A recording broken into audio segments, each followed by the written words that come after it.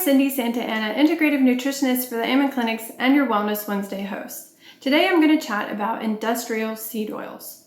A hallmark of processed food is the oil used in cooking, but we also need to be aware of what oils we're using in our home to cook with and what the restaurants are using that we frequent.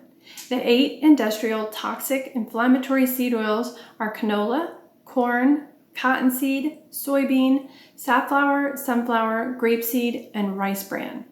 These seeds are harvested and then the oils are heated to an extremely high temperature that oxidizes the fatty acids.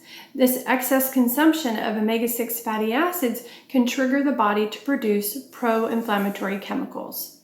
There are several problems with industrial seed oils which play a significant role in our health. Eating industrial seed oils raises our omega-6 to omega-3 fatty acid ratios. They're unstable and easily oxidized by heat, light, and air. Polyunsaturated fats are easily damaged when they're heated, and they already arrive at the grocery stores already oxidized, creating that free radical damage. They're not nutrient dense. They don't contain vitamin A or E as olive oil does. They're also derived from genetically modified crops.